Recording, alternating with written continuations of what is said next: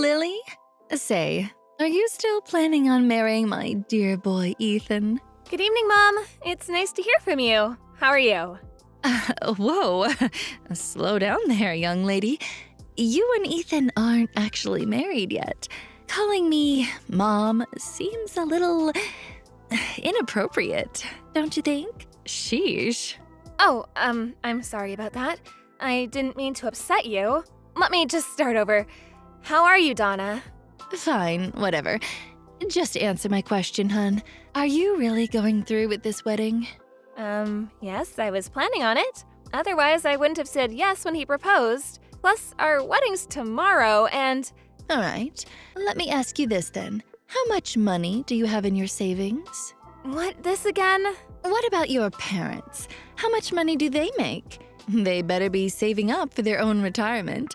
Are they in debt? Are you in debt? Whoa, you really need to slow down, Donna. We've been over this already. Why do I have to share any of that information with you? I am marrying your son after all, so I can see why you're concerned about my financials. But everything else you're asking about feels a little intrusive, don't you think? You keep bringing up my parents. What do they have to do with anything? I've told you this before. Stop responding to my questions with new questions. All I need you to do is give me your answer, and we're done. Why is that so hard for you to understand? Well, as I've told you before, we don't have any debt. As for all your other questions, I can't answer them until I know what your intentions are. Fine. I see how it is. If you can't give me a straight answer, even on the night of your wedding, I guess that's just how it's going to be. I've had enough. Don't even bother. I will see you tomorrow. Okay, good night, Donna.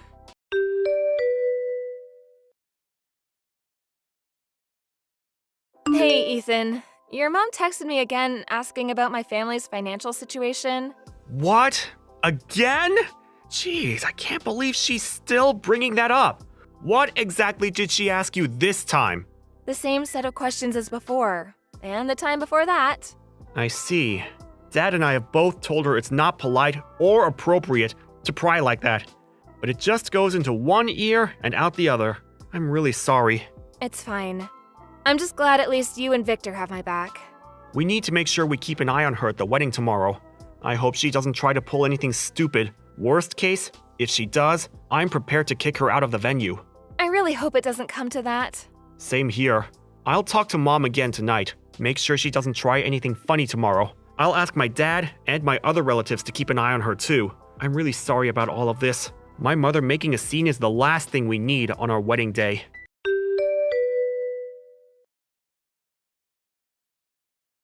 I'm glad at least the ceremony went well.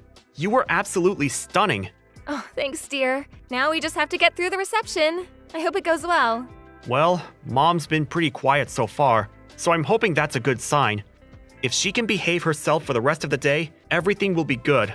The scowl on her face makes me a little nervous, though. Yeah. She's definitely not doing a good job masking her mood, but maybe she realizes she shouldn't do anything rash? All of our friends and relatives are here too, after all. I hope you're right. All I want is for everyone to have a good time and for the reception to go smoothly.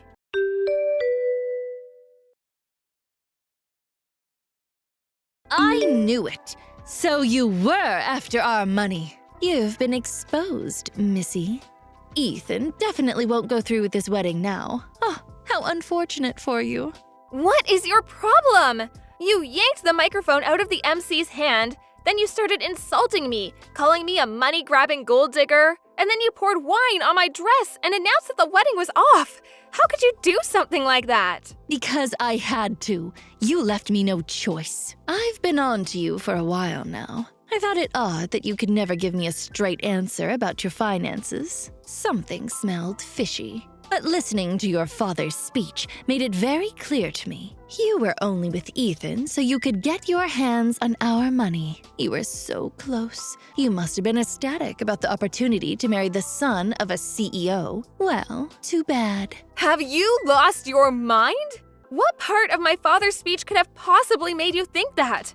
You better have a good reason for interrupting him because that was incredibly rude. I'll give you 3 good reasons. First of all, He said that you went to a vocational school. Your family must have been so poor that the option of going to college was never even in the cards. Second of all, your father said that he was sick. Therefore, he can't work. So that means when my husband and I met your parents for the first time, he lied to us about working as a cook. And third of all, your mother works full-time. What woman would choose to do that if your family wasn't in need of money? Your mother could have been a stay-at-home mom, but that's not the case. So, there you have it. All the evidence I need to conclude that the only reason you were trying to marry Ethan was so that you could be the wife of a future CEO and take all our money. Not so smug now, are you? You deceitful low-class bimbo. You have no place in my family. Uh-huh. I see. Fine then, the wedding is canceled. I hope you're pleased with yourself. I am, indeed. Now, get lost, you beggar.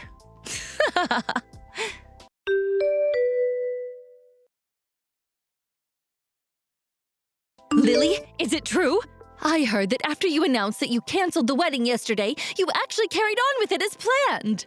Yes, we did. We were actually going to cancel the reception and send everyone home after you ruined my dress and my father's speech. But after seeing everything that happened, the staff at the venue felt bad and were kind enough to let us stay later than the time we booked the place for. Fortunately, we were the only couple getting married there yesterday, so they didn't even charge us for the extra time. It was very nice of them to make those arrangements for us. After we watched you practically skip out of the venue, happy as a clam, we carried on with the reception. I can't believe this.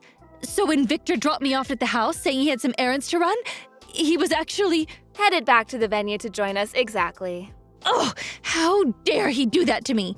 After I went through all the trouble to expose your true identity. You nasty double-dealing pauper! Let me set the record straight because it seems you're confused about a lot of things. I don't need you to be making any more presumptions about me and my family. Confused? Presumptuous? Please, I know exactly what's going on. You foolish little girl. You're still trying to trick me, aren't you? Trust me, I'm not. You seem to be missing a lot of context because you interrupted my father's speech and never listened to the end of it. First of all, yes, I did go to a vocational school. I chose to go to the culinary school so I could help my dad out with the business.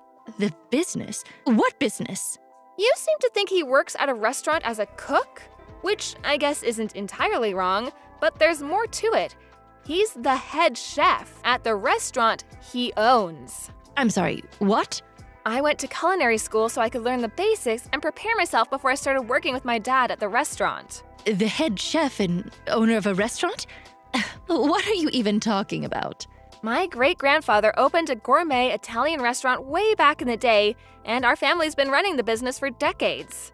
As for my dad being sick, that was back when I was in high school.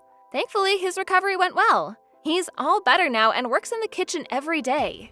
But he never mentioned anything like that. If you recall correctly, in the speech, he mentioned the time he got sick. He never said he was chronically ill. Plus, after you left, my dad got to finish his speech, and he made a mention of it. He thanked me for my support and for helping out with things at the restaurant during those difficult times. My dad wrote his whole speech down before the reception.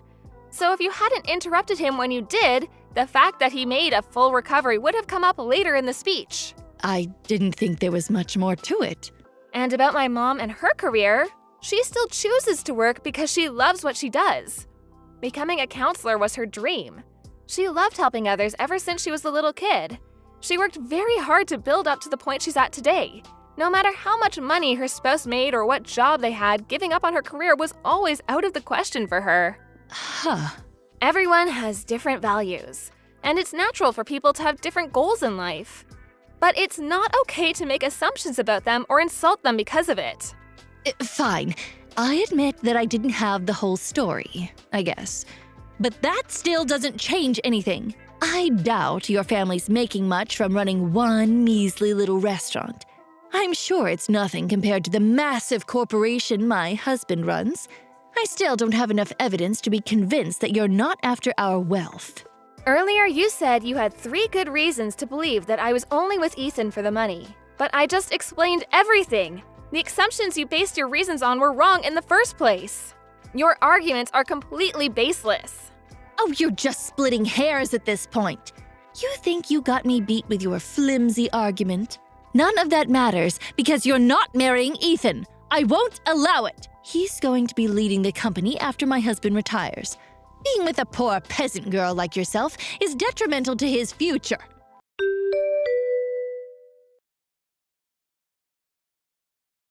Lily! I'm so sorry about my mother's behavior. I have no idea what's gotten into her, but it's completely unacceptable. I'm okay, Ethan. At least you and your dad are on my side. Of course we are. We know you and we know your character. You're a kind, hardworking, and loving person. Thanks. I really appreciate that. So, I have something I wanted to talk to you about, and I want my dad and your parents to be there to hear it. Can you talk to your parents so we can arrange a time for all of us to meet in the next few days? Alright, sure. What is it that you want to talk about, though? I've been thinking about a lot of stuff. About the business, about our future. I want to make the best choices for us. Dad's been helping me figure some of it out, too. I think I reached a decision, but I wanted to run it by you and your parents first. Okay, I'll check my parents' schedule and get back to you. Thank you. I appreciate it. We'll talk soon.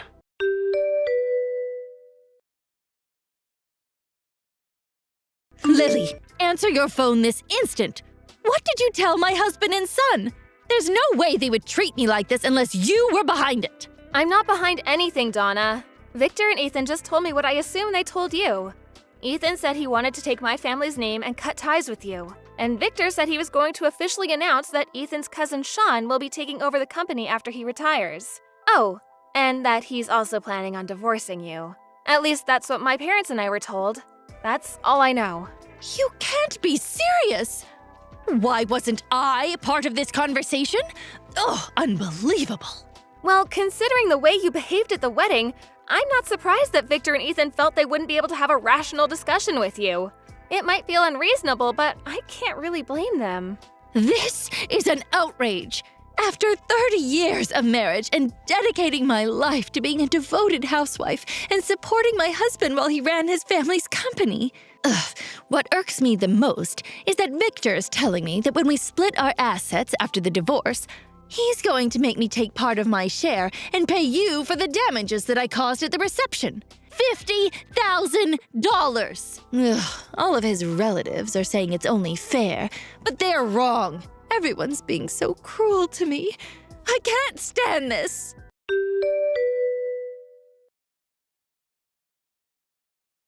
Mom, I know you're upset, but please, stop taking your anger out on Lily. Ethan? Oh, don't tell me you're with her right now. Of course I'm with her. We just brought our papers to City Hall. It's official. We're a married couple now. I can't believe it. I took her last name, just like I told you I would. What have you done? I'm going to keep working at Dad's company as an employee, but I'm not involving Lily or myself in business operations. But you're my only son, and you were supposed to take over the business, become the CEO. Do you truly think that what you're doing is acceptable? I already told you, Sean's taking over the business, not me. And besides, this decision wasn't official until now, but it was practically decided for a while. What? You just assumed I was taking Dad's place and made a whole big deal about nothing. But think of the position that puts you in. This puts me in a great position, because it's exactly what I wanted. Sean's great at what he does. He's skilled, innovative, and very capable. The company's in good hands with a businessman of his caliber at the top. You may have supported Dad at home, but you have no say in what happens with the company. It has nothing to do with you. This can't be. Lily's my family now. I need to go. I'm sorry, but after everything you did at the wedding, I've lost respect for you completely. And I honestly just want nothing to do with you. And as far as your relationship with Dad's concerned, go talk to him about it. I'm sure you both have some stuff to figure out. Ethan, no. Please wait. Bye, Mom.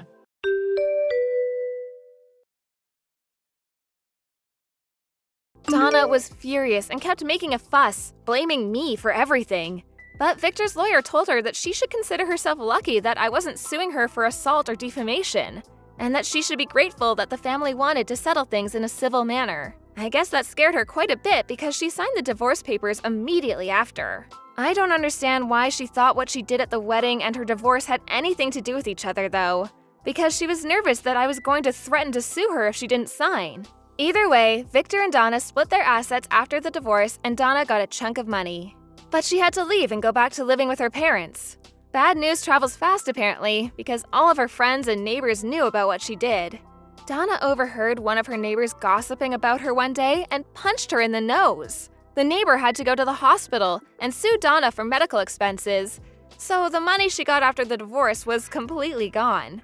Her parents kicked her out of their house, and apparently she lives in a town far away now, all alone, working to support herself every day. Thank you for watching. Please subscribe and hit the like button. See you next time.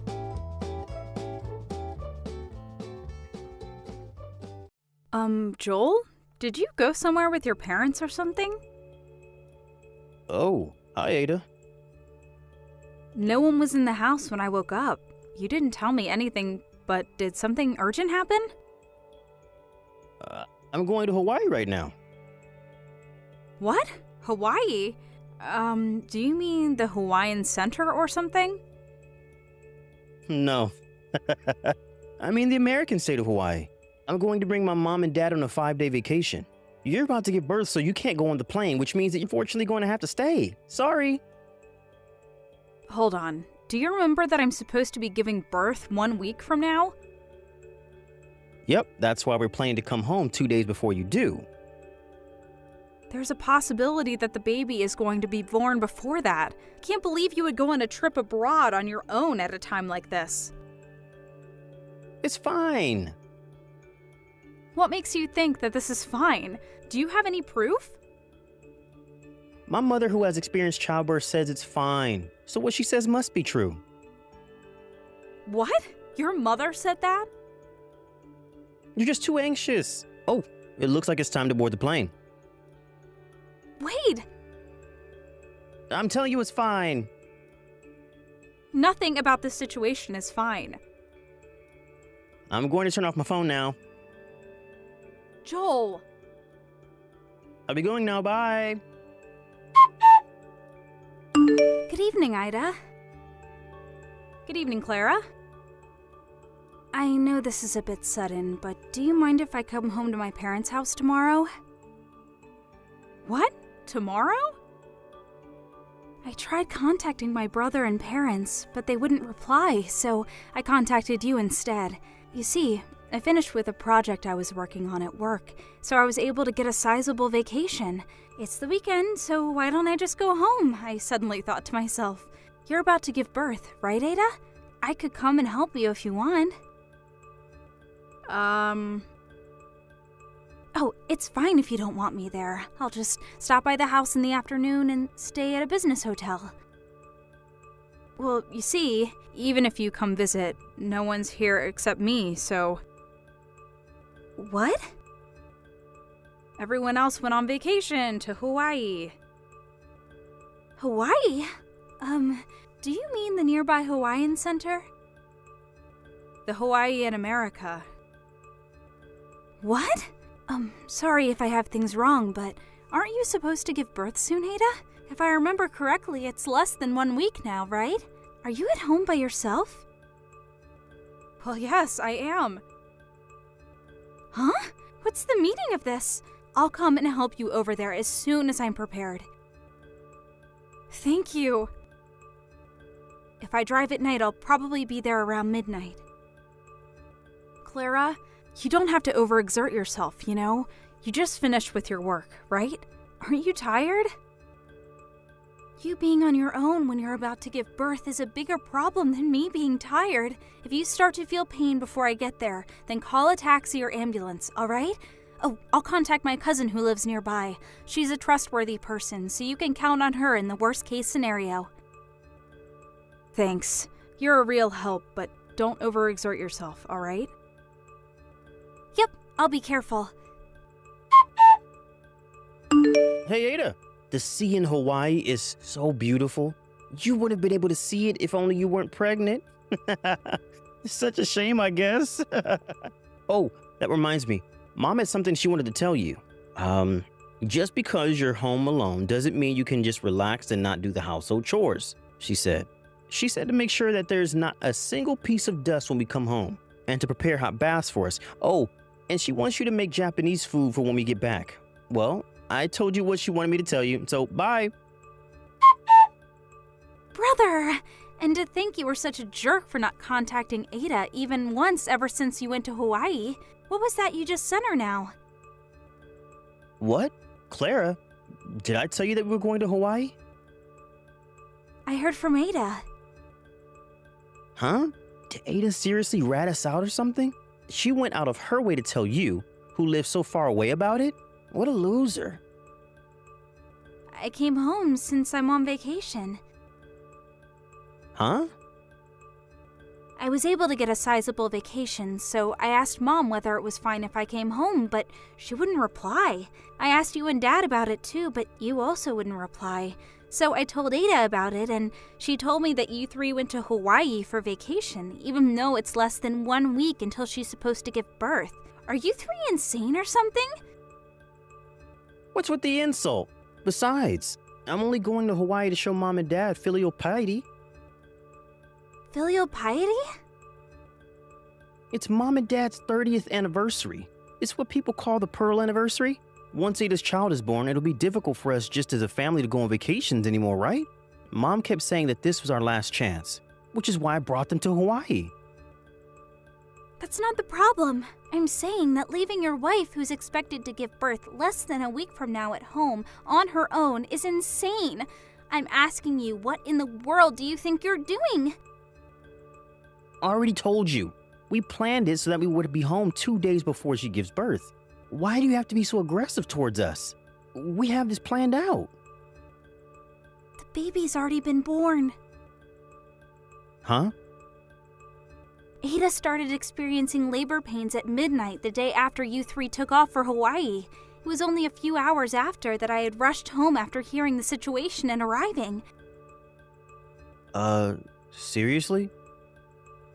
Thankfully, I was there to help her, so she was able to safely give birth that evening. Makes me shiver thinking what might have happened if I hadn't by chance decided to take a vacation, and if I hadn't decided to contact her. Are you being serious right now? Like, is what you're saying actually true? Yes, I'm being very serious right now. As serious as I can get. Then why didn't you contact me as soon as the baby was born? Because Ada didn't want me to tell you. Huh? It seems that Mom's bullying of Ada was pretty severe, huh? She made Ada, who was pregnant, do almost all the housework and would always insult her, which gave Ada a lot of stress. She even forbade her from going home to her parents' house after giving birth, right? She said that you just stood by and watched, too. Dad, too, did nothing, as he usually does. Hey, why do you, who live so far away from home, know that much about us? This is all information from your neighbors. What? Our neighbors? It just means that even though it seemed like they didn't see anything, they were in fact watching you people.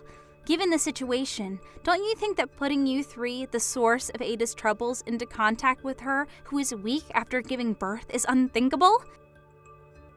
What do you mean the source of all Ada's troubles? Oh, I forgot to tell you. Ada's parents are also here, obviously. Of course, I told them everything. You what?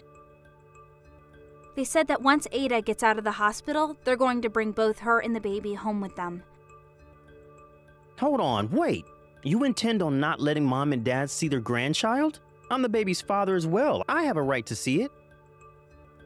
I wonder who the people are who put so much stress on Ada's body, which just gave birth to a baby in the form of bullying. Oh, that's right. It's you three.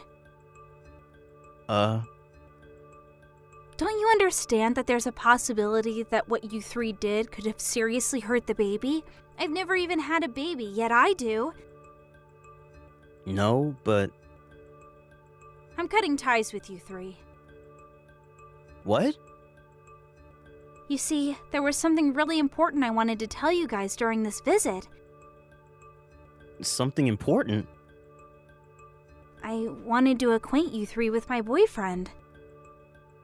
What? You had a boyfriend? Yep, he proposed to me recently, and I said yes. He's here with us right now, actually. We were talking about showing him to my parents and getting their blessing for our marriage during our visit, but he says that we don't need the blessing of assholes that just leave someone who's about to give birth in 1 week to go on vacation to Hawaii. I personally agree to his opinion. Hold on, Clara. We should at least talk through face to face once we get home. If that's the case, you can talk to the lawyer. The lawyer? It's mostly going to be about you and Ada's divorce. Divorce? Yep, my fiancé's brother is a lawyer. He introduced us to another lawyer who is good at divorces. Don't be rash, Clara. Why are you suddenly our enemy? Do you intend on betraying your own family? I don't want to side with people who have thrown away their humanity, even if they are family. Hey! By the way, I'm going to go with my husband to his overseas assignment. Don't expect to ever see me again. What? Bye. Hey, Ada. Our family is falling apart because of you. It's your fault for not wanting to give birth until we got home from Hawaii.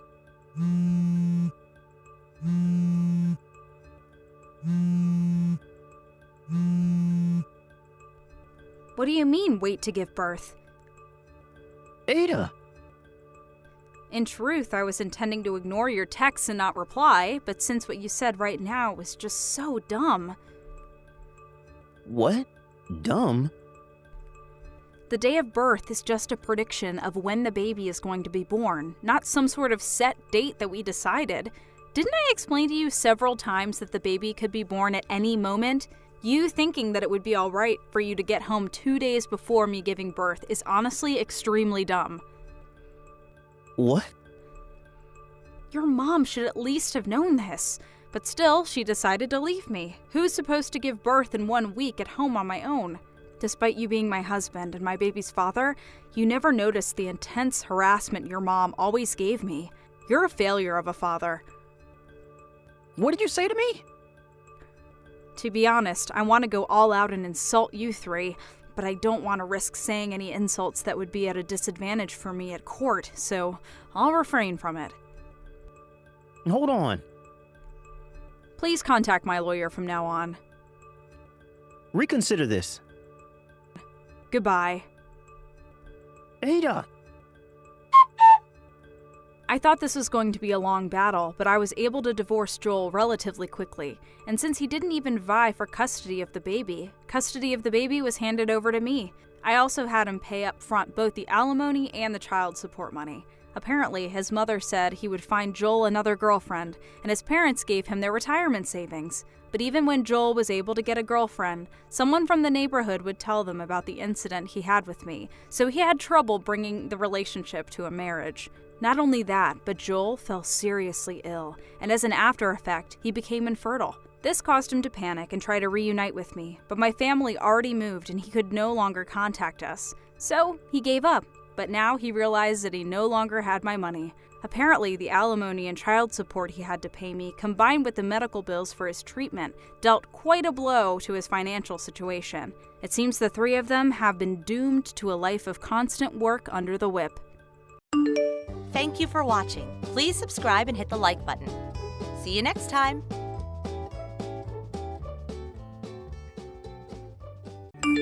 Letitia, it's been a long time. I have something I'd like to ask you, so I'm wondering if now's an okay time? Oh, well, if it isn't my little sister Blanca. The one that had her boyfriend stolen by me back in college and then ran back home to her parents crying and then ran off to never come back to us for 7 years. I remember you. I understand that I've not come home for a very long time now, but I've still kept in touch with Mom and Dad. And the only reason I moved out of the house back then is because I was already planning on living on my own. And what you did to me was just going on at the same time. And as for that man you said you stole from me, he wasn't my boyfriend anymore, and we had already cut ties to one another before you started to date him. Huh? I told you time and time again to never go out with that man because he was bad news. But you never listened to me and kept saying that I was trying to keep him to myself and that you were so glad you were able to get him from me. Huh? Stop trying to act like you never heard any of that from me. I was never planning on going back out with that man, and the reason for that was pretty clear to me, and I'm sure clear to you now as well. What are you talking about?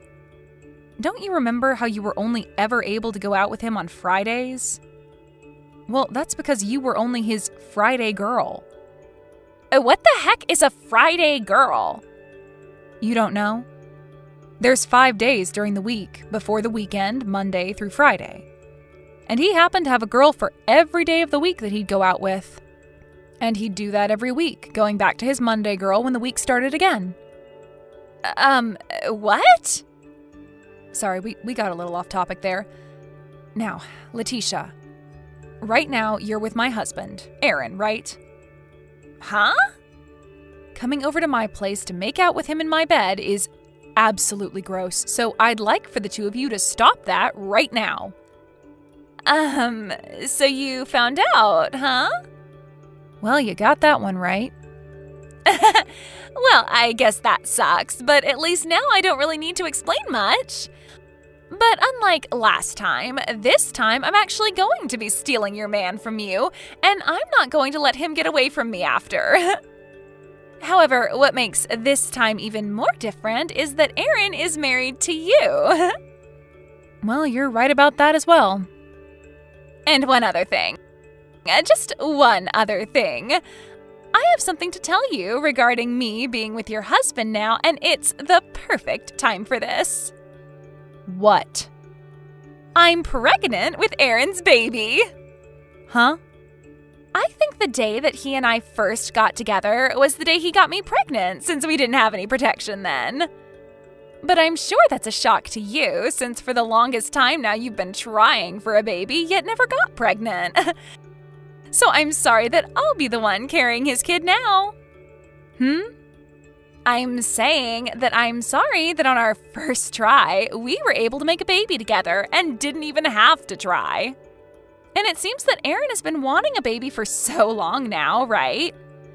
Well, I don't think he'll ever be happy with a defect like you, so I'll be getting married to him now. So this is how you learned about us having trouble making a baby? I see.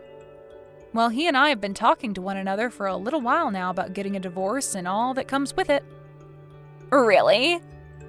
Every single day, he'd blame me for being the reason I could never get pregnant, and it has started to really wear me down a bit. And recently, I just don't feel like being his wife anymore. What the heck is up with that? Well, this is all great news for you two. Congrats on getting pregnant with him. Huh? Are you kidding me right now? You've no right being happy about us right now. I'm the one that's won, and you should not be happy about any of that. And if that's what you want to think, then go right ahead and keep thinking that you've won. But be aware that I will be getting a settlement from the two of you, so don't dilly-dally on that. Sure, whatever. It seems to me that Aaron is going to be paying for me as well, so you can ask for however much money you'd like from us. I mean, the guy's making around $1 million a year, so he's got the money to pay you off. I see. So that's why you ended up wanting to steal him from me then. Blanca, I'm sure you've already heard about us from your older sister, but everything she said was right. I've become a dad now, and I need to be responsible for the baby. And not just that, but I've also fallen in love with Letitia now. So there's nothing more you can do to get me to stay with you. Hold on a second. I understand that we've been married for 3 years now, and you and I have been unsuccessful at having a baby together. But remember that just a little while before, you and I went in and took a fertility test at the clinic nearby? Right now, we're waiting on the results of that test, right? So what are we going to do about that? Well, about that.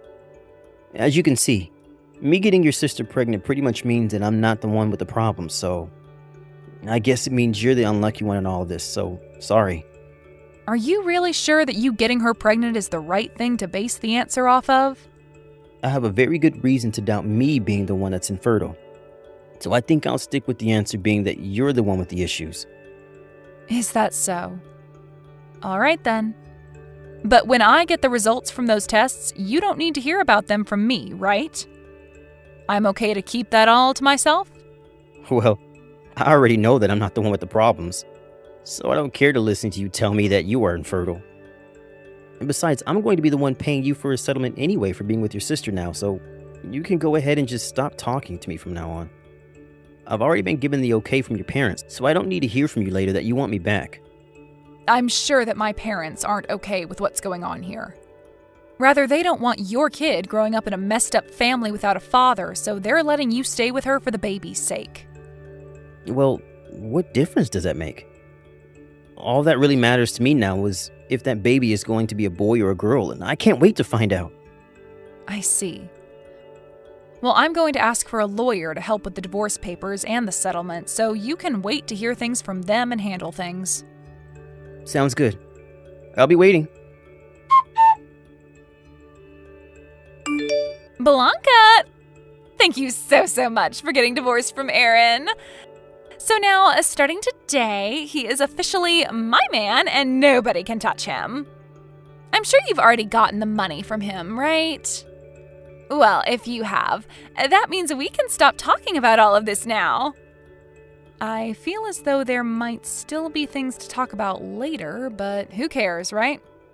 By the way, I'm pretty surprised to have learned this, but when you were with Aaron, you had a fiancé yourself, right? I'm sure I did have one, but he was only making around $80,000 a year. That obviously wasn't enough to afford me for the long haul, and seeing a man before my eyes who's making $1 million a year, well, I couldn't just sit around and let him get away. So that's why I jumped on him.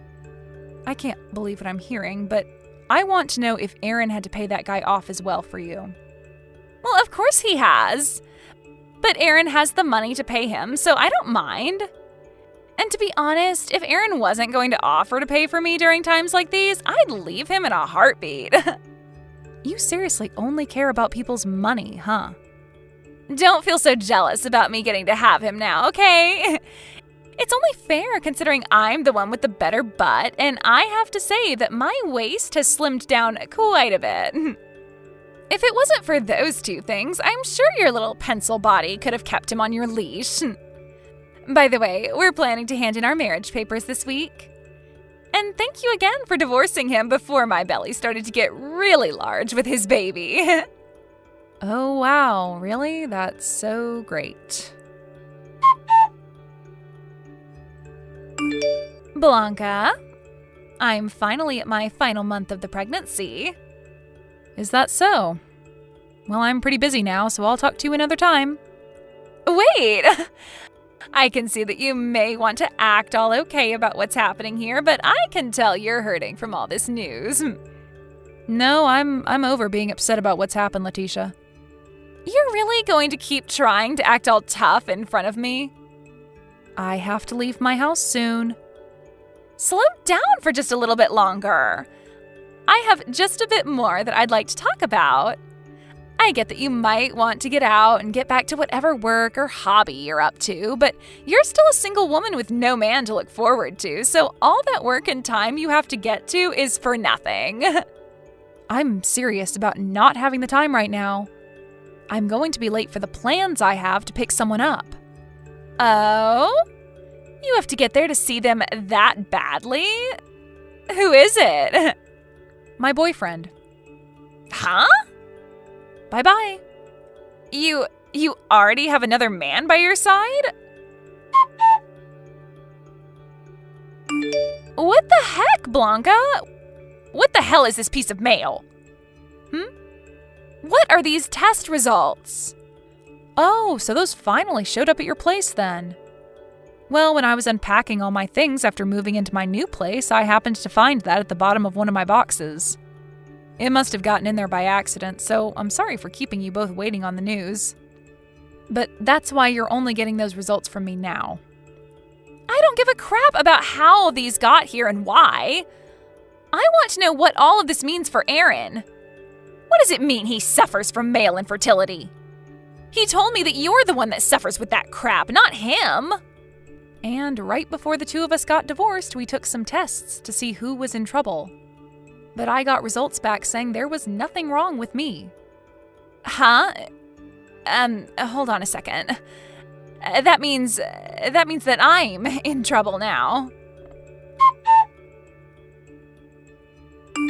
I'm the one that's got issues? Blanca, why did you never tell me all of this sooner when you got the results in? Well, even if I wanted to tell you, we had already gotten divorced by the time I got your results, and so I didn't really care to tell you. But back then, there was still a bunch of time before Letitia was going to have her dang baby, right? Well, I'm sorry, but I didn't know that my sister was carrying a baby that wasn't your own at the time. Huh? You were the one saying that the baby was yours for sure, and telling you both that the baby wasn't yours would have caused her a lot of stress. And it's not good for the baby to stress their mother when they're still inside. Now stop talking to me, Aaron. He's asking to get a divorce from me. We had to make sure that we weren't just tripping about him not being able to have a baby, and so we took the baby's DNA, and it of course showed that it's not his. When we learned that he couldn't give me a baby, I wanted to start thinking of ways to help fix him and all of that, but why the hell did you not tell the both of us this a whole lot sooner? Well, when you were talking about stealing him from me, the results hadn't come out yet for the tests we took. Seriously? Whether you were planning on taking my husband at the time away from me or not, or whether we had been divorced yet or not, I didn't know a thing about him being 100% infertile. But I'll tell you that when we were talking before the divorce, I asked him if he wanted me to tell him the results or not of the tests when I got them, and he said he didn't care. So stop trying to act as though I was trying to set you both up or anything like that, because I tried to help you both. For crying out loud! It seems that my ex-boyfriend has found out about all of this now, and he keeps blowing up my phone about wanting me to test and see if he's the father. Is that right?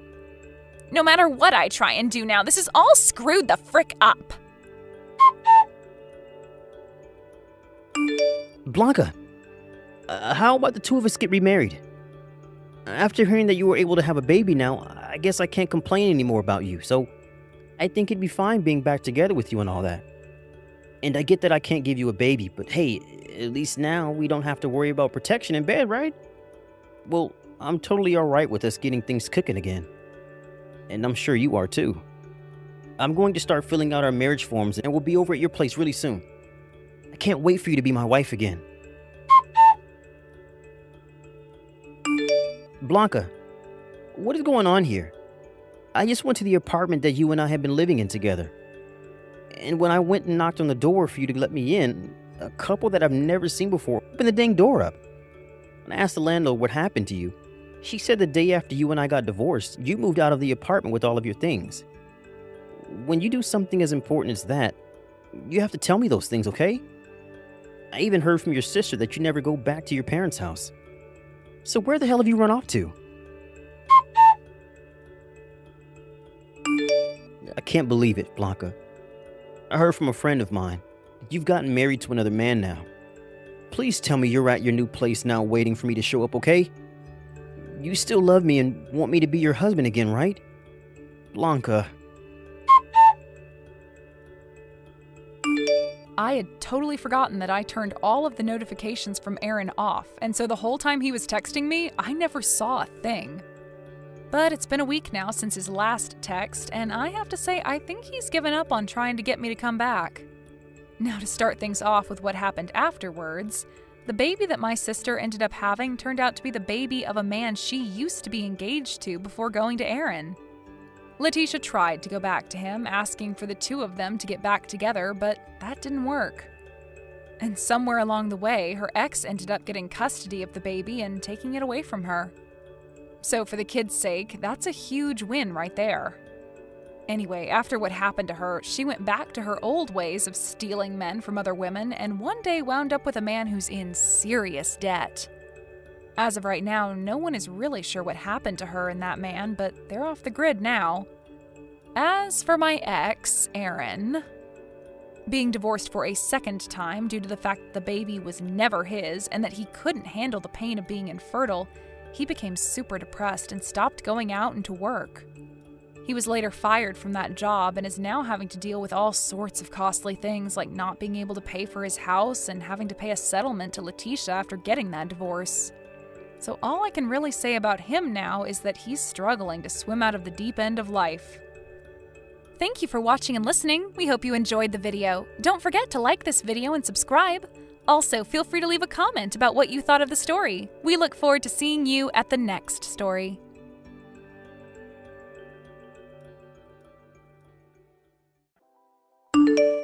Hannah, I just handed in the divorce papers. Great. I take it you know where we both stand on custody of the kids. The twins, Ben and Ivy. You get Ivy, and I get Ben. To tell you the truth, I still don't agree with it. What good is complaining after all this time? It's already decided, and there's no going back.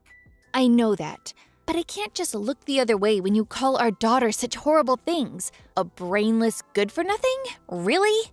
It's the truth. What do you want me to do, lie? I have to take Ben because my dad's company is in urgent need of a successor. But Ivy? Yeah, that's not happening. It'd be one thing if she was smart and gifted like Ben, but it seems like she didn't inherit my amazing elite genes like he did. Her grades are average at best. Her face is ordinary. She's not even good at sports. She has no redeeming qualities. She's literally the most average kid I'd ever met. Why would I want her? In any case, the only life that could possibly await a girl like that is marrying into the family of some run-of-the-mill office worker. There's no way she's got what it takes to inherit my dad's company. What benefit is there in having her around eating my food? As long as I get Ben, I'm happy. Oh, good grief. It goes without saying that you better not ever say any of those things to her face. But don't go spewing your poison in front of Ben either. They're twins. They think a lot of each other. They're well past the age of not being able to understand things adults say, so you need to be careful. I'll be furious if I hear you've been filling Ben's head with horrible things about his sister. Yeah, whatever. Anyway, it's not like me and you are ever gonna meet again after this, is it? I'm serious. Please, don't. Take good care of Ben, won't you? Of course I will. I don't need you to tell me. He's gonna get an elite education and make tons of money, you'll see. Benny boy is going places. It's not that I don't understand you wanting those things for him, but please make sure you let him do the stuff he wants to do sometimes too, okay? Yeah, whatever. I guess this is it then. Yeah. Bye.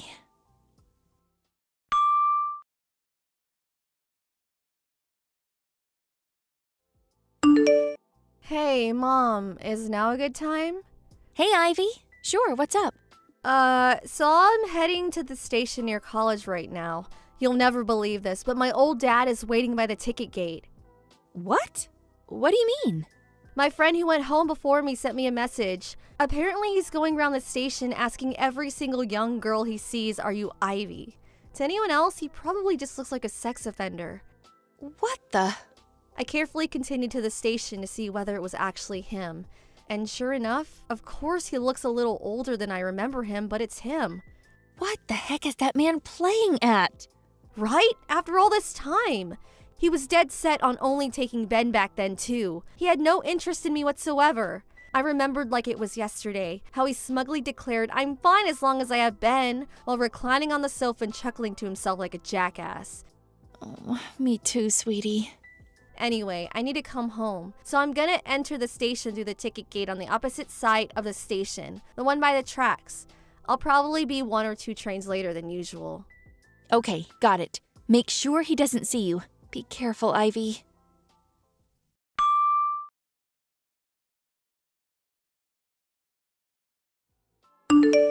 Hello, Hannah. It's been a while. It's me, Gary. We need to talk. We do? Yes, we do. So it's like this, see? About a week ago. You were lurking around the station like some creep trying to find Ivy? Huh? You know? I know. You were running around approaching every girl who looked like they might be under 25 asking if they were Ivy, weren't you? One of the girls you approached was Ivy's friend. Thankfully, she messaged her immediately with a warning to avoid the area. Oh, I see. So does that mean she went home a different way so I wouldn't find her? That's right. How could she? I went out of my way to try to find her. We could have finally been reunited. I'm her father, damn it! This makes no sense. Did you forget everything that happened back then? Huh? The reason we divorced in the first place is because Ben was the only child who existed in yours and your dad's eyes. On the rare occasion you actually acknowledged mine and Ivy's existences, you treated us like dirt. Your face practically lit up when I suggested divorce, and you had the papers signed and handed in before the day was up. You had no interest in having any part in Ivy's life, and you certainly weren't going to fight for custody of her. In spite of that, I suddenly hear you're running around the station, approaching every teenage girl you see like some kind of a sex pest in order to try and track down your estranged daughter? I'm struggling to understand here. Can you help me out a little? What choice did I have? I don't know where you guys live anymore. All I had was some vague information on which college he's at, and so that was my only option. That's not what I'm asking. Not that that's not a problem, too. But if you wanted to meet Ivy, you should have come to me first. I'm her mother and legal guardian. We intentionally kept hold of each other's numbers for this exact reason, did we not? Stop taking liberties. Do you really want me to go into all the boring details? I don't have time for that. The point is, Ivy's doing really well now, isn't she? Looks like you did a half-decent job raising her after all. I heard she always gets the top grades in school, and was even president of the student council. Is it true? What's more, she even got into Apple College. Everyone knows how brutal their entrance exams are, so she must have something in between those ears of hers after all. What's your point? The point is that it turns out she did inherit my amazing elite genes after all, and this just proves it. That's my girl, which means I'll be taking custody of her. Thanks to your hard work, you did a great job, really. You can leave the rest to me. What do you mean? What do you mean, what do I mean? Ivy must have gotten into college on a scholarship fund, right? And she has to be working crazy hours at some part-time job. Scholarship fund? Part-time job? You can't play dumb with me, Hannah, because I'm smart. Very, very smart. We agreed neither of us would pay child support at the time of the divorce since we were both taking a kid each. But unlike me, who was always working, and at a pretty good company at that, you were a stay-at-home housewife until the divorce. Even if you did manage to find a job after the split, your salary would have likely been average at best, realistically speaking. Now thinking about it logically, the only way Ivy could afford to go to Apple College despite being raised by a poverty-stricken single mother like you is through some kind of scholarship fund or job. Am I right? Or am I right? What happened to all that stuff you said about Ben? Huh? You used to always say you'd be happy as long as you had Ben. What happened to that? That kid. He was a complete disappointment. What? He betrayed my expectations in the most pathetic, cowardly way. He ran away as soon as he graduated high school, in the middle of the night, no less. Pfft, I have no idea where he is now.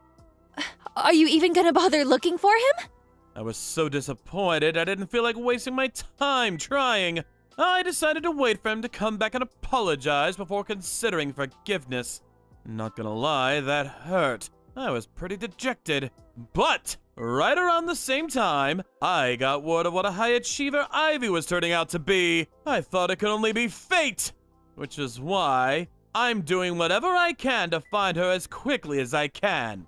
With me raising her, she won't have to waste her time working some crummy job or relying on scholarship money to study. I'm exactly what she needs right now. Oh yeah, my dad changed his mind. He's ready to let her be the successor to his company now. Gary, do you even know which faculty at Apple College Ivy is studying at? Huh? The legal faculty. What? Wasn't she majoring in economics? She decided she wanted to be a lawyer and went to college to study law instead. A lawyer? No, she will not be a lawyer. Starting next year, we'll transfer her to the Faculty of Economics. Contact the college and have them initiate the procedures now! Why? Because she has to inherit my dad's company! She can't do that if she's a frickin' lawyer! She has to learn economics! There's no other option! Oh, so that's why. Huh? You were trying to force that on Ben, too, weren't you? Forcing? A father's authority is final! He has no right to disobey my command, and learning economics is an essential requirement of inheriting my dad's company. You should be careful how you speak to me. Do you have any interest in what Ben himself wants to do with his life? Do you even know what that is? Huh? Your son wants to be a chef.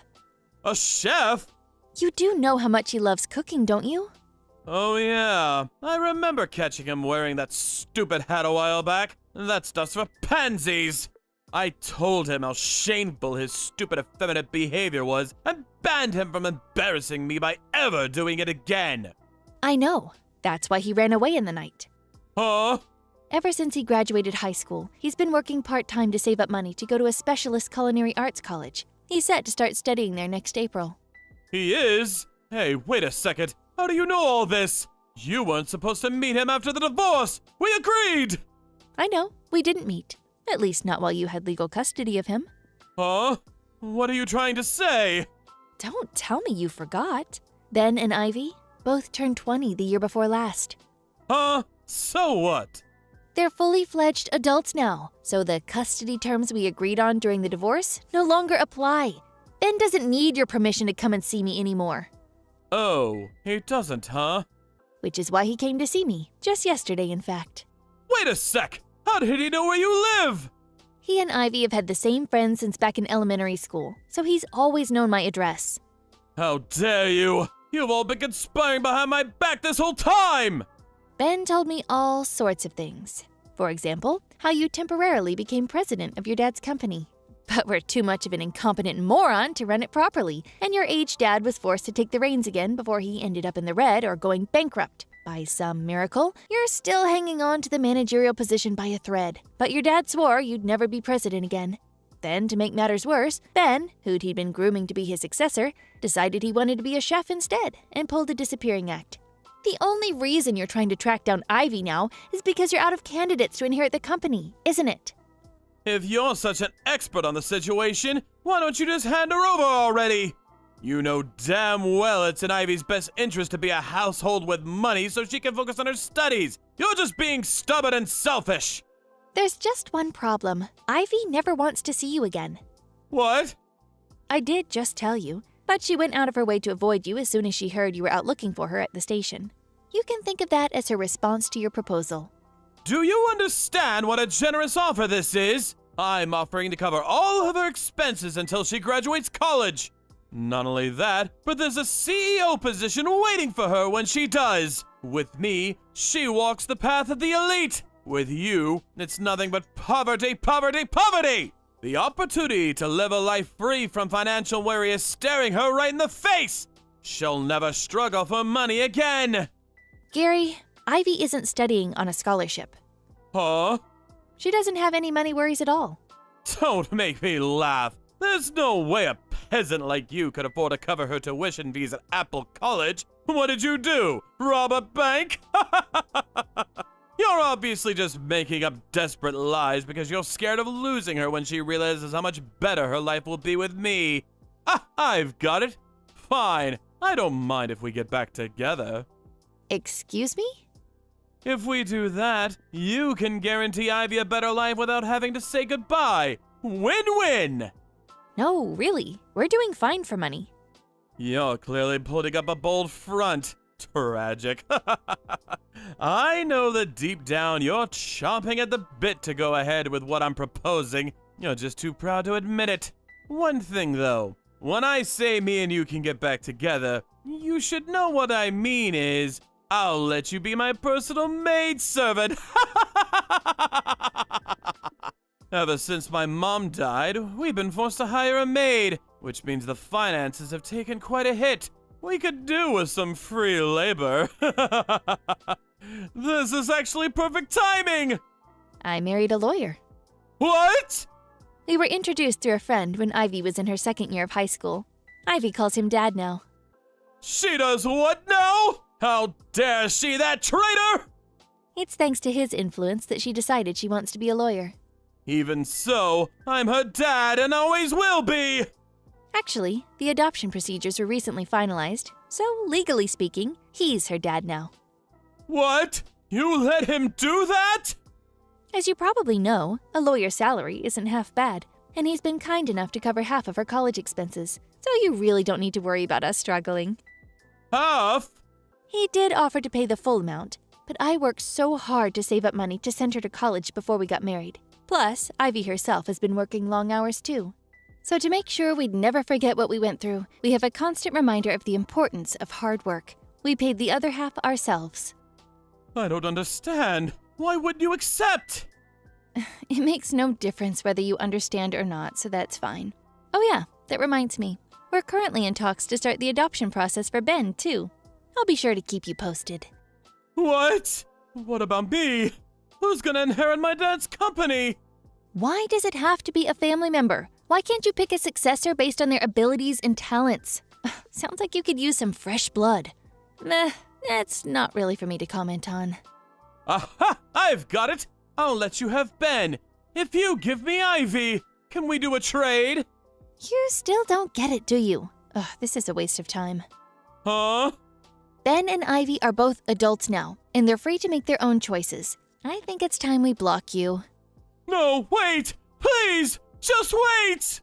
Goodbye.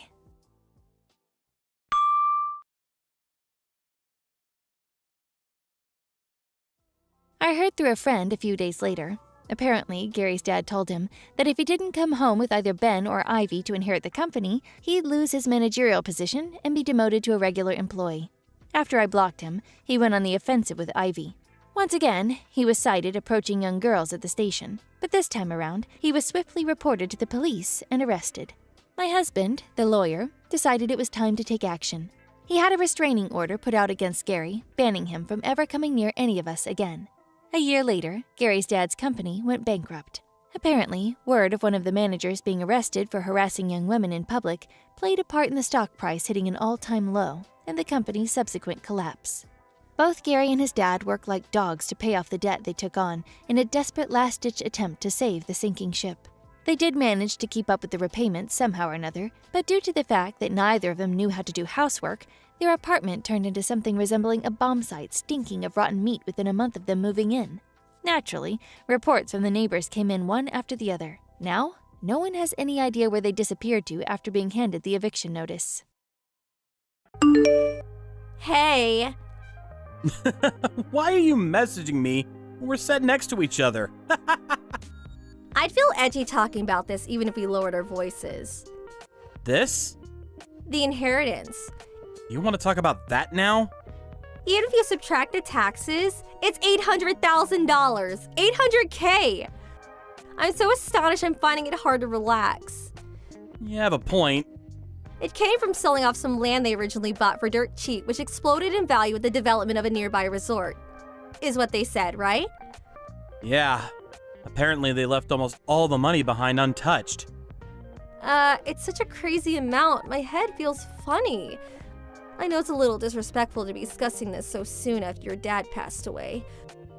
But no matter what I do, I can't relax. Yeah, I'm pretty restless myself as the one who inherited it. I want to settle down before we arrive home, and I'd like to hear your thoughts on it. But since we are where we are, I thought it'd be better to message you. Fair enough. Go on. I'll just come straight out with it. Have you thought about how you're going to use the $800,000? No, not yet. But I did inherit as part of my dad's will. So I want to avoid spending it lightly. Yeah, I get that. At any rate, I think it's best we keep it quiet for now. If we start spending it unwisely and people catch on, it could cause us problems with the figure being as high as it is. Even from Mia and Trent? Yeah, I think so. For now, at least. Mia's in the middle of her high school exams right now, and next year, it'll be Trent's turn. I think we should avoid anything that might shock them. When we do eventually tell them, let's make sure the time is right.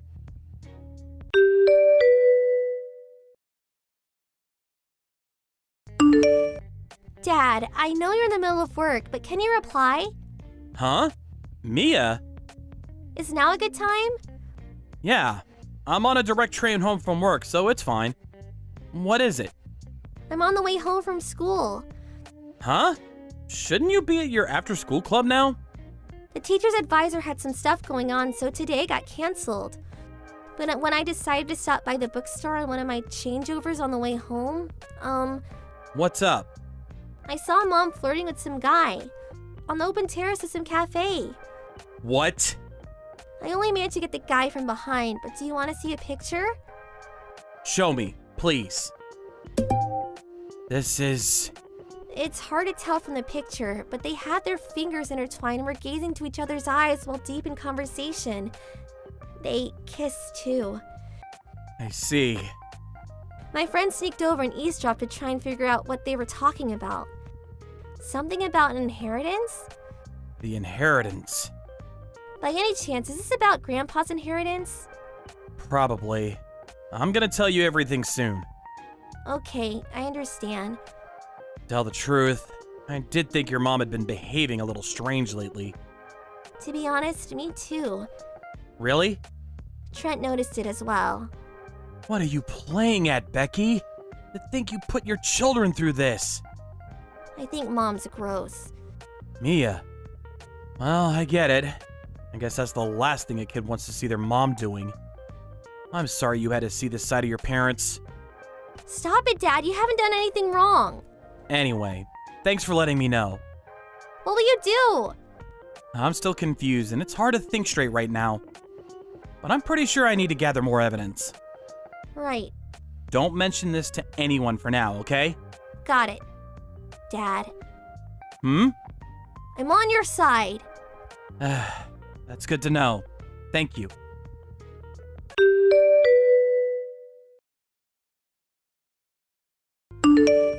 Hey, sorry my message is late.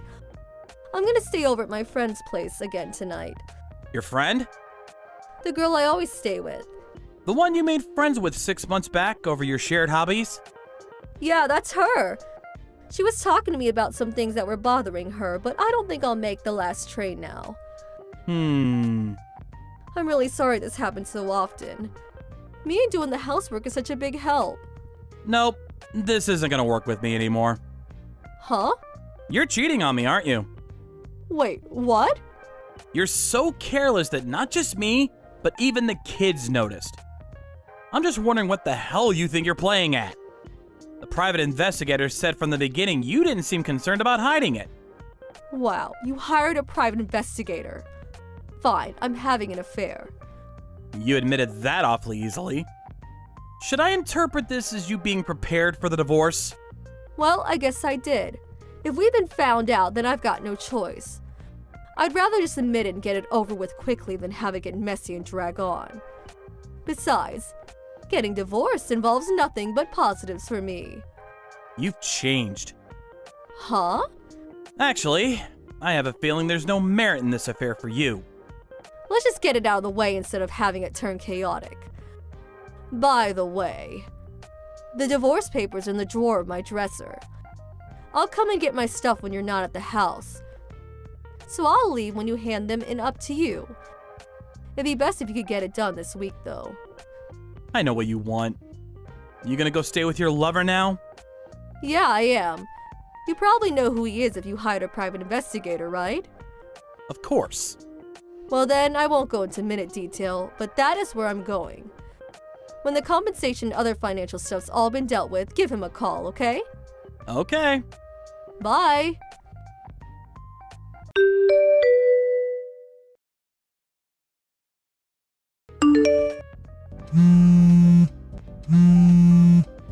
Ugh, pick up! What? What the hell are you doing? Why do I have to pay compensation?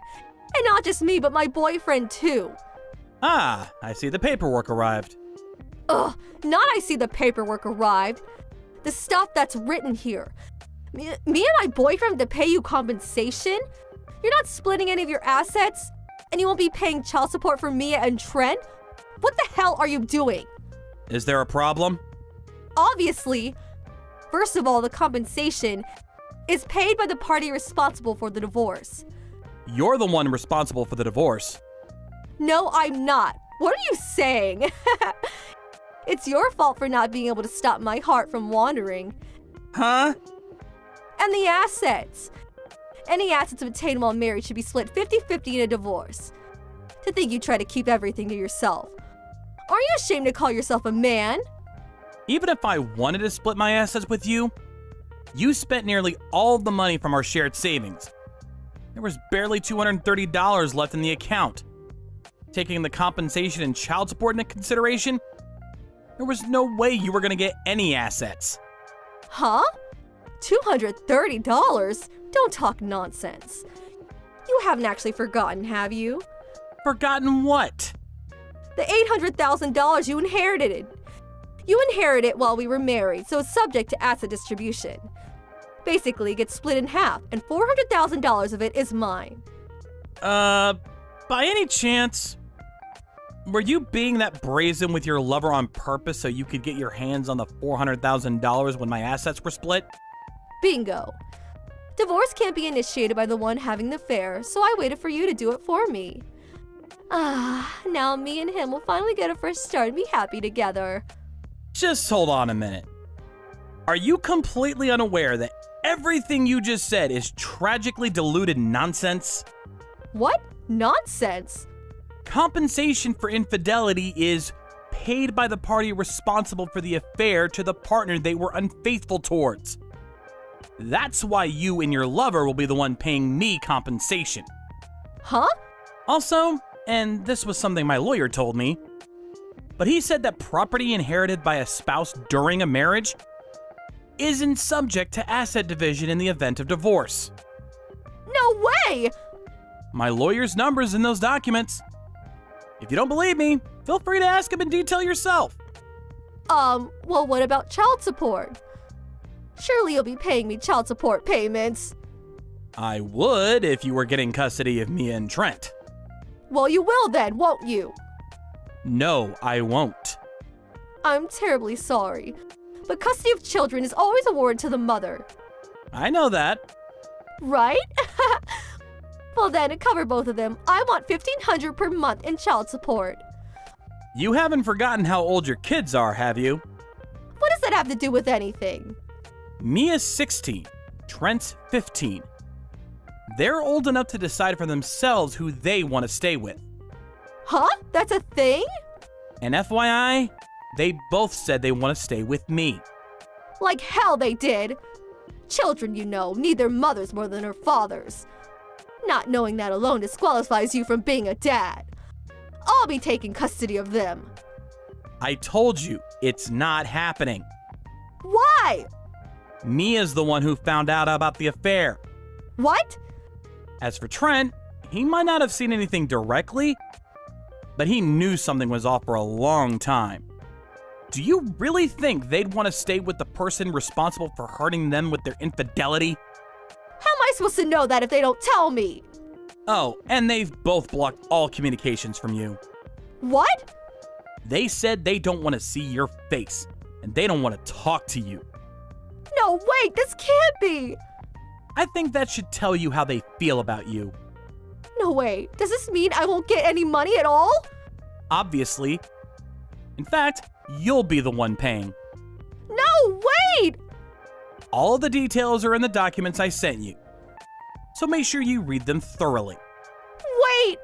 You can contact me through my lawyer from now on. No! Well then, I'll be blocking you now.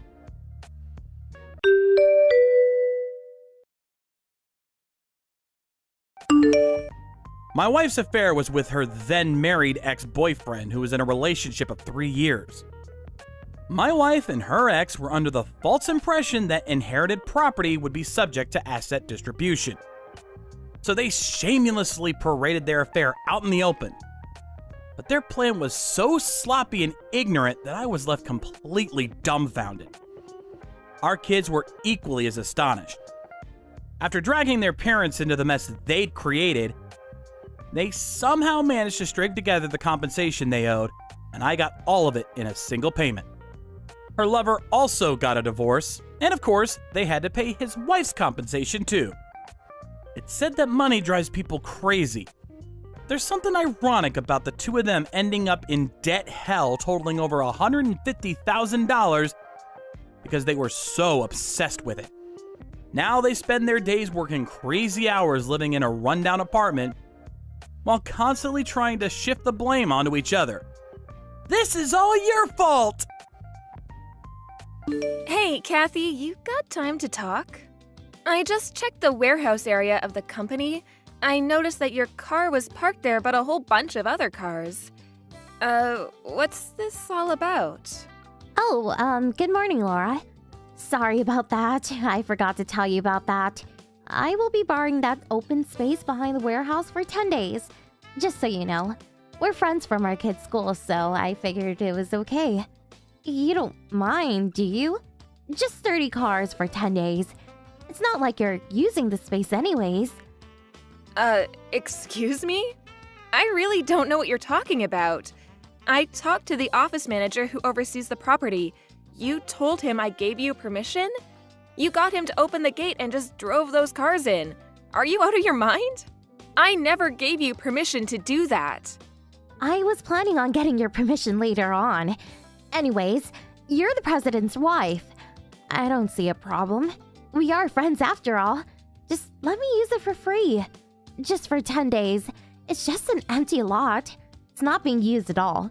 So, what's the problem? Just because our kids go to the same school doesn't mean you can just bring your cars here and park without permission. And this is a weekday? And you bring 30 cars in here? What's this about anyway? Well, okay. You know my son. Well, his team won the basketball championship last week. Well, in order to celebrate this victory, we decided on a 10-day trip for all the kids and parents. Since it's almost winter break, it was perfect timing. We plan to take in various basketball games and do a little sightseeing. It will be a blast for sure. The kids deserve it. What's that got to do with me? We chartered several buses for the trip, which leaves from City Hall. But during the week, the place is really crowded. The parking area around that place on a work week is just awful and expensive. I have to find a spot for everyone. Like I said, this is a 10-day trip, and everyone has a lot of luggage. You know, the parking fee is highway robbery in my opinion. Then it hit me. I remembered that your company was nearby, and you guys had that open space by the warehouse. I'm sorry? Are you really being serious? I can't understand your reasoning. The place is walking distance from City Hall, and besides, you're not using the area anyway. So I figured, our kids go to the same school, and we know each other fairly well. So I was sure you would help us out. You're way out of line. You can't just leave 30 cars here without even asking me first. And for your information, that area is currently being used. The cargo trucks come in regularly. We need that area to park the trucks and store the cargo. Those trucks are going to be coming and going all week. It'll be full by the end of the day. I can't allow you to park there. It'll disrupt our business. Hey, I got an idea. Why don't you just close up shop while we're gone? Problem solved. Your place isn't some big corporation. Closing for 10 days or so wouldn't make much difference. And what if it goes bankrupt? Nobody would care. Huh? Oh, I'm so sorry. I really shouldn't have said that. But it's true, isn't it? Yeah, whatever. Just get those cars off our property right away. This cannot stand. It's business obstruction. It's too late for that. We're already in the bus and on our way. I'm sorry, but we can't return now. Please just give it up. I mean, it's just for 10 days, for God's sake. We'll be out of your hair in 10 days. Have you totally lost it? We're not in this business for fun. This is a legitimate business. Come on, loosen up. It's just 10 days. We'll be back before you know it. Have a little patience. Oh yeah, that reminds me. Your husband's company has connections with the company my husband works at, right? If you even think about getting those cars towed, well, I'll have my husband terminate all accounts with your company. Huh? Are you threatening me? Take it however you like. Okay, so make sure those cars aren't moved. See you in 10 days. Hey, Laura. We're back. Wow, what a great trip. Oh, hello, Kathy. I was counting the days for your return. Thank you so much for taking care of the cars for such a long time. Really appreciate it. Are you at home now? Nobody seems to be at the office, and the gates are closed. Could you open the gates ASAP? I'll have everyone get the cars out, and we'll be out of your way. Can't be obstructing business any further. If you want the cars released, you're going to have to pay $40,000. Huh? $40,000? What are you talking about? I'm talking about the cost releasing out the space next to our warehouse. Due to the disruption of our business, this unauthorized parking of 30 vehicles in our warehouse area, you are insured for such damages, I hope. What? You're not serious. Do you expect me to pay? But you allowed us to use that space for free. I never said I would let you use it free of charge. You and your friends just drove right in and parked. You never even asked for permission. I never once gave you permission. I will have you pay for the damages to our business. It's just parking. So what's this $40,000? It would have been cheaper to park at City Hall. 10 or 20 bucks a day tops. Okay, I'll give you a brief summary of what this amount entails. When the delivery trucks came in, we had no place to store the goods, so we had no choice but to use the employee parking area. The employees were forced to park their cars at a nearby parking facility. That cost was $40 a day times 25 cars times 10 days. That's $10,000 right there. In addition, we were forced to lease the space for all the cargo we couldn't fit in the warehouse area. We had to lease a storage area across town, only place we could find at the last minute. So the cost of that storage area, the moving cost and labor cost for moving the stuff, we also had to lease the trucks and the forklifts. But still, we weren't able to fit all of it into the storage area, so there's damages for that. Oh yeah, and the parking cost to our clients. Did I mention the security we had to hire to watch over the stuff in the storage area? The total adds up to $40,000. Because you went ahead and used that area without permission, it put our entire business schedule into turmoil. We ended up having to cover various costs that we would not have encountered if that area was open. That's what it's used for. I expect this amount to be paid ASAP, or the cars stay put. Huh? How am I going to pay $40,000? I told the other mothers that you would allow us to use that space for free. I can't very well ask them to pay now. Oh, really? You know what? I contacted the club your son belongs to. They tell me you charged each member $50 per car for permission to park on our property. Is that right? Well, you know, I was just, So that's $50 a head, $1,500. Nice. Does that mean you charged them $50 to park here? But then insisted that you park for free? Nice pocket change. Huh? No, you got it all wrong. I would never sow such a thing. I was going to give all that to you once we got back from the trip. Then why did you insist I let you use that area for free? I have that line conversation saved. I could send it to you if you'd like. I was just joking around. Can you even take a joke? Do you really think I would con the other mothers for $1,500? It was all one big joke, that's all. Oh, really? It was all one big joke, huh? Of course. Come on, Laura. Do you really think I was serious? Do you really think you'll be forgiven if you say it's all a joke? Huh? If you consider this all a big joke, you're more devious than I realized. With your stupid little joke, you caused this company $40,000 in damages, and I expect you to pay it in full. And that $40,000 is only an estimate and doesn't even come close to how much business we lost in the last 10 days. It's actually more than $40,000? Of course. Our business was disrupted for 10 full days. Do you know what that means? Our employees ended up doing overtime because of the schedule change. We spent hours locating a suitable storage site. If you put into consideration the overtime and labor costs, it would be more like $60,000.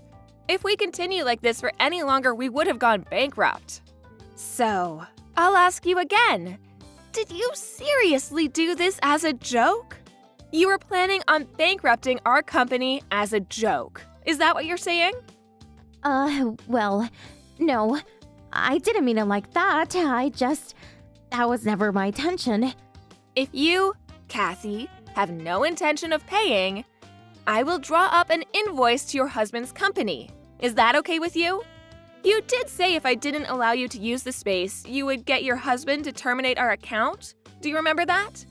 Because you said that, I have no choice but to conclude that your husband's company is a party to all of this. No, please. I didn't mean that. My husband's company had nothing to do with this. Please leave him out of it. But you threatened me. You said you would get your husband to terminate our account with them, and now you say he has nothing to do with this? Now, I could laugh at that joke. Really, it's no joke. This is not a joke. I'm sorry. Please, calm down. I'll pay. Okay, I'll pay. I will do something about it. I'll pay. So, could you please open the gates and get the cars out? The other mothers and their kids want to get home, so please.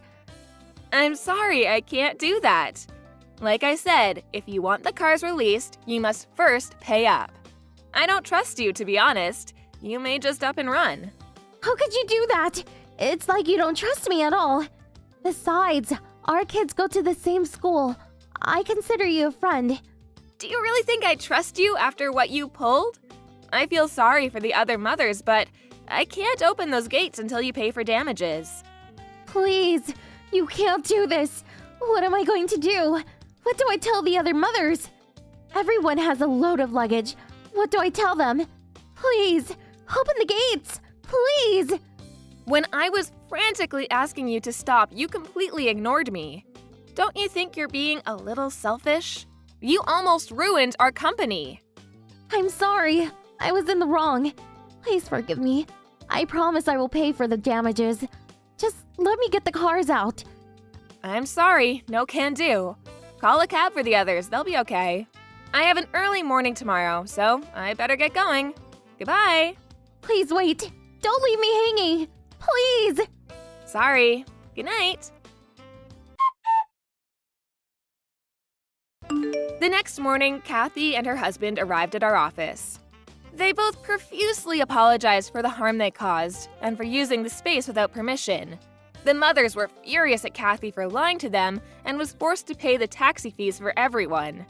As for the $40,000 that I was demanding, the amount was way over what she could pay on the spot, so Kathy apparently confessed everything to her husband and asked him to pay the damages. Her husband made her promise she would never do something like this again and agreed to pay the damages and, in addition, compensation on her behalf. I brought along our company lawyer who drew up all the necessary papers. With the legal papers in hand, they were allowed to finally remove the cars from our property and back to their owners. As of Kathy, we didn't want to traumatize her kid with this unfortunate incident, so all involved decided to keep the whole affair confidential. We agreed to explain to the other mothers that it was all a misunderstanding, that I had mistaken the day when the cars would be parked. After a while, our business finally got back on track. What a relief. For a while there, I thought we would go bankrupt. As appreciation for all the hard work my employees put in during this time of crisis, I included a hefty year-end bonus to all employees. Oh, and I increased the security around our warehouse and adjoining spaces so such incidents never occur again. Carl, you really surprised me just now. I never imagined in a million years you'd announce the marriage like that. Sorry to get you all together at such a busy period in the morning, Miss Martin. But today was the only day I was able to make the announcement at work. Apologies to trouble you over my personal affairs, but I wanted everybody to know. Oh, don't be silly, Carl. You don't have to be so formal and stiff around me. Just call me Betty, like always. Huh? But I always call you Miss Martin. I guess I don't mind calling you Betty, though. One other thing. I'd appreciate if you wouldn't message me so much while we're at work. It's kind of a distraction from my job. I don't see the problem. That's just how we are together, right? Anyway, it's almost your break time. Don't be such a spoil sport. I still have another 30 minutes left until my break. But wow, Carl. I was really shocked when you made the announcement in front of everyone like that. I must admit, though, I did feel a teeny weeny bit embarrassed. Well, I was announcing my wedding. It'd be weird if I didn't do it in front of everyone. I'm gonna be real busy with preparations for the ceremony from now on, so I had to get it done this morning. Wow. You're already making preparations for the wedding? I love how proactive you are. But really, to think you'd get started on the preparations without telling me. We haven't decided on a day, so I haven't told work about that yet. We plan on going on honeymoon too. So I'll most likely be taking a fair bit of time off after the wedding. I'm really sorry if you guys feel an increase in the workload while I'm not around. Wow, a honeymoon too? Baby, I had no idea you thought so much of me. I feel like a special lady right now. I accept. The answer is yes. Thank you for proposing to me. I will hereby be known as Betty Butler. Let's be happy together, baby. What the? Wait, what? What are you talking about? From here on out, I'm no longer Betty Martin. Starting from today, my name is Betty Butler. Your darling. I don't mind if it's only in private, but please call me Betty from now on, okay? Huh? What is this? What do you mean? Your wedding announcement was a way of proposing to me in secret, right? Things could get awkward at work for us at work if we came out. The questions would be never ending. I think you made the right decision. It's much better this way, at least for now. You really are so thoughtful. I love that about you. But really, darling, even if you just told everyone the truth, my feelings for you wouldn't change. My heart is yours forever and always. To tell you the truth, I would have preferred a more romantic proposal. A special moment beneath the stars, in a garden of some French restaurant with a relaxed, laid-back atmosphere and a breathtaking nighttime landscape view of the city. But wow, to propose to me at work in front of everyone like that was so bold. You have testicles like bowling balls, Carl. I think I'm even hotter for you now. What? Sorry, Betty, but I really don't know what you mean by any of this. Please, could you explain? You think I proposed to you? What makes you say that? Don't talk silly. I'm your fiance, right? Huh? You are? You did say me and my longtime girlfriends are finally gonna tie the knot, didn't you? That girlfriend is me, right? We've been dating for a whole 3 years now. The best 3 years of my life! No! What are you saying? You can't be serious! You've got it all wrong! I don't know why you think that, but you're wrong! My fiance is someone else! You and I aren't getting married? What kind of mental gymnastics have you been pulling to convince yourself of this? Did you think we were dating this whole time? Oh, darling, you don't need to be shy or embarrassed around me. I remember the day you got transferred to my department 3 years ago like it was yesterday. I remember how you confessed your love to me with your intense, loving gaze. I won't let you say you forgot, baby. What? I seriously don't understand what you're talking about! I don't remember looking at you like that! Besides, what does confessing my love to you with my gaze mean? Is that even possible? You're so cute when you get all flustered. Don't be shy, darling. I already know how you feel. Let's start making preparations for the wedding this weekend. Just the two of us, okay? Oh, that reminds me. I have to hand in my resignation. I'll get it done before the end of today, so just hold on, baby. I'm gonna be your stay-at-home housewife. I'll see you on dinner break, baby. Speak later. Wait! Betty!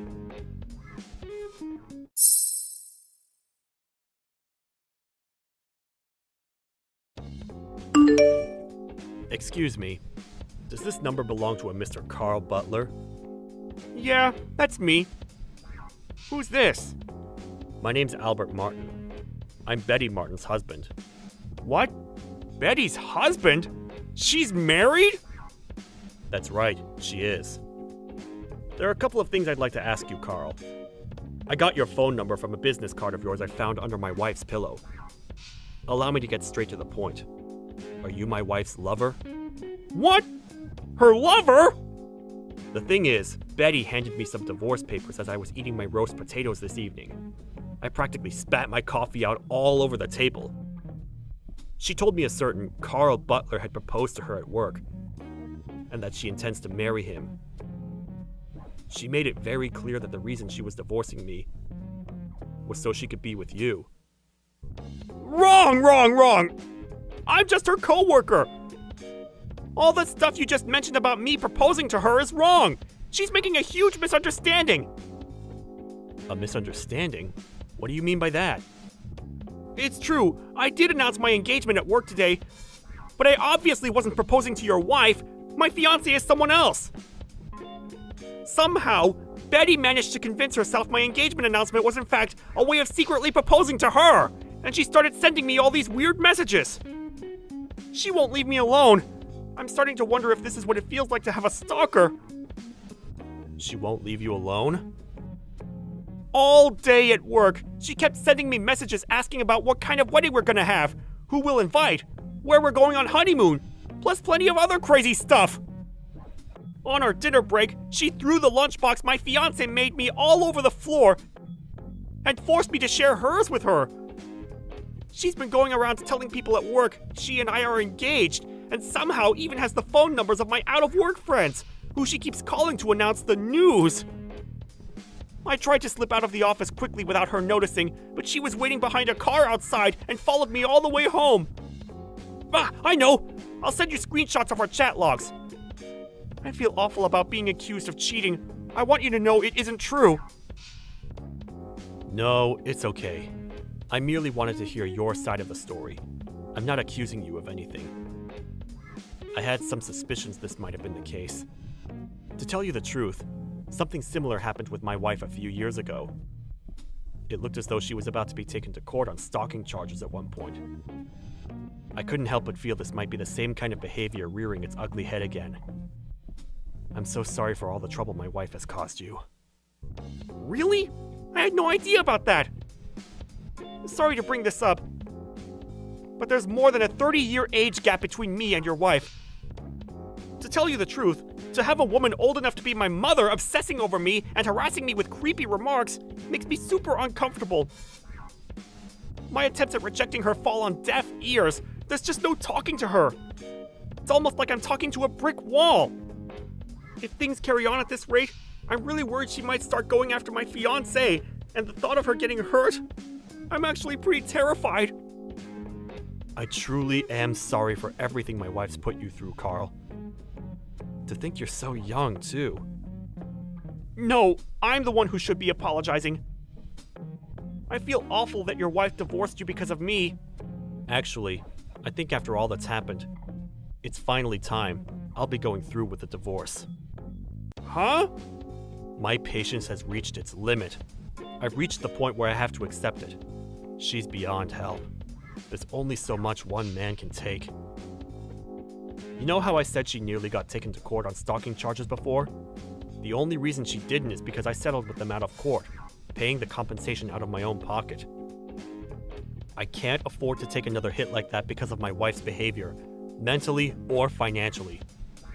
I made excuses for her and looked the other way the first time because she was my wife, and I loved her.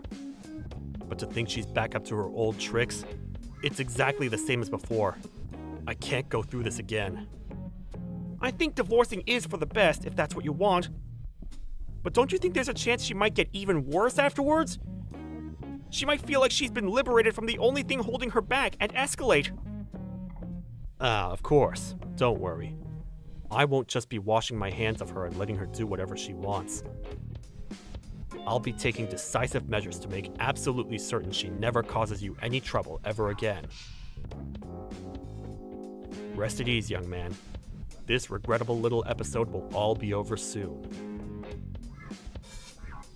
What do you mean by decisive measures? If it's okay with you, I'd really appreciate if you let me know.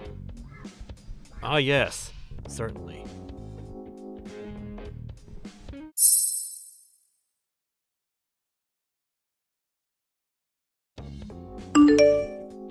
Carl!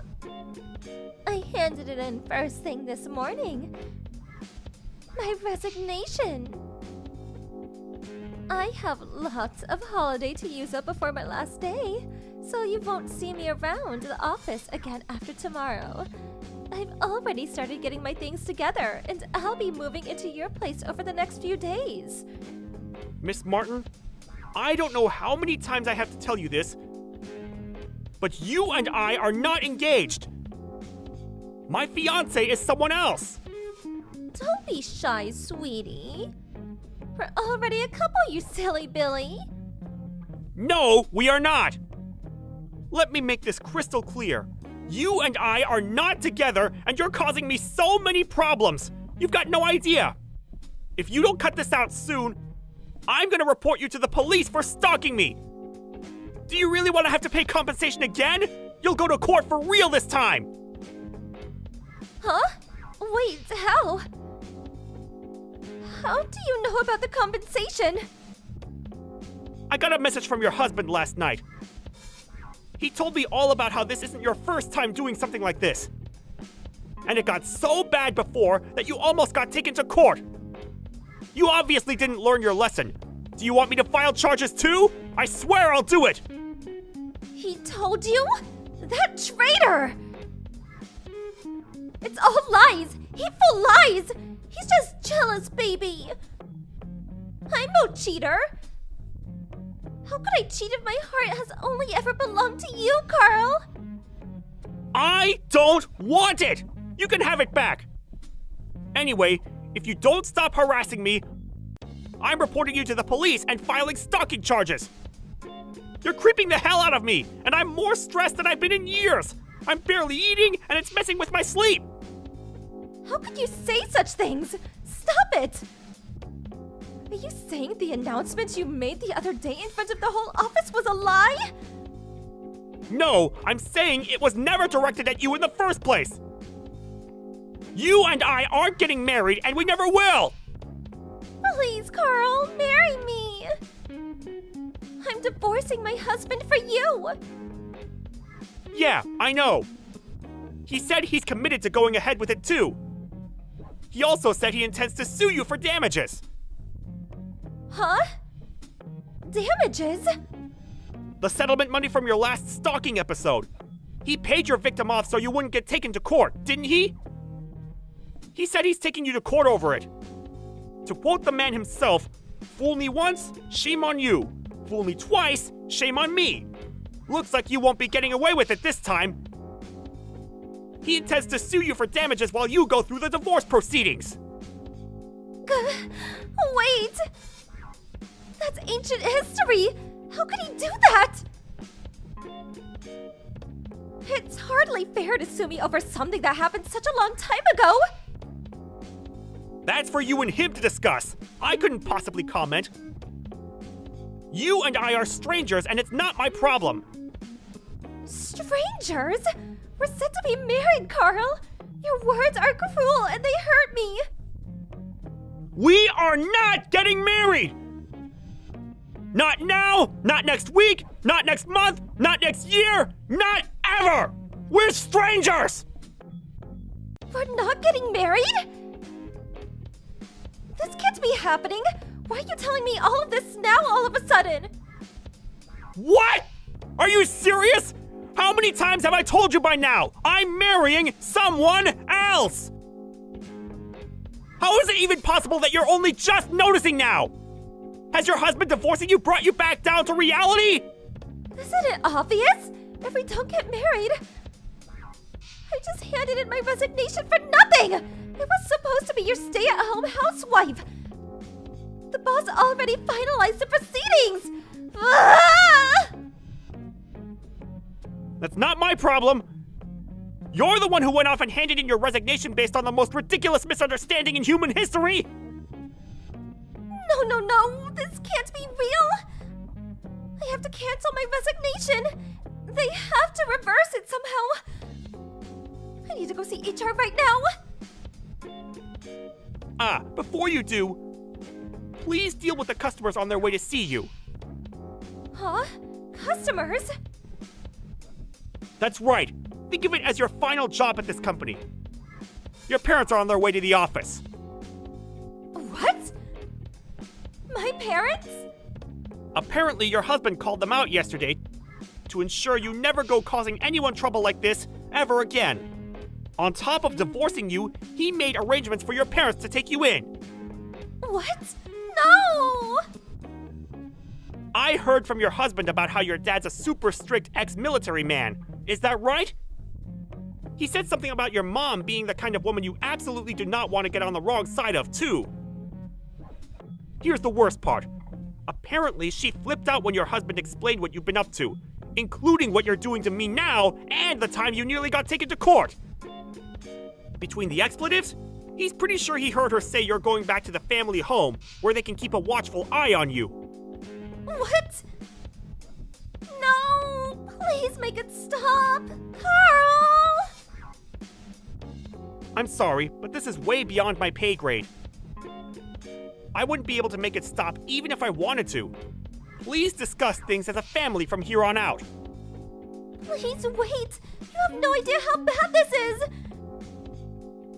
Me and my parents never got along!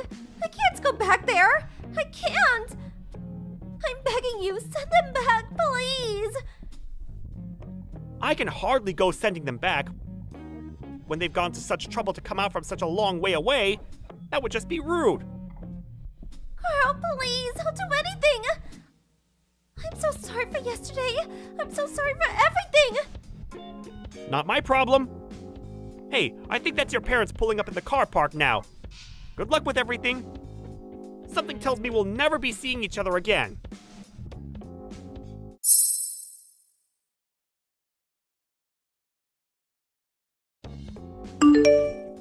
After that, I put in a sneaky word with the boss, preventing Betty's attempt at withdrawing her resignation.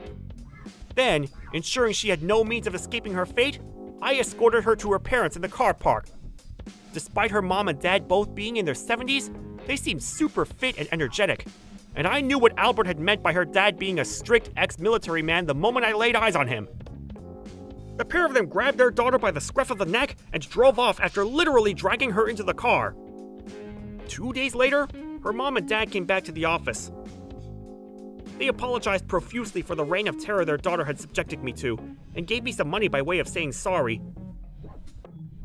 Due to the circumstances, the judge declared Betty's husband would be entitled to all of her assets in the divorce, and he came out of the marriage with a tidy sum of money. Betty herself was taken far, far away, back to her parents' house, where she was forced to undergo a strict regimen of re-education. It's crazy when you think about it. A woman in her 50s having to be re-disciplined by her elderly parents? I'm so dumbfounded, I have no words. Thank you for watching. Please subscribe and hit the like button. See you next time.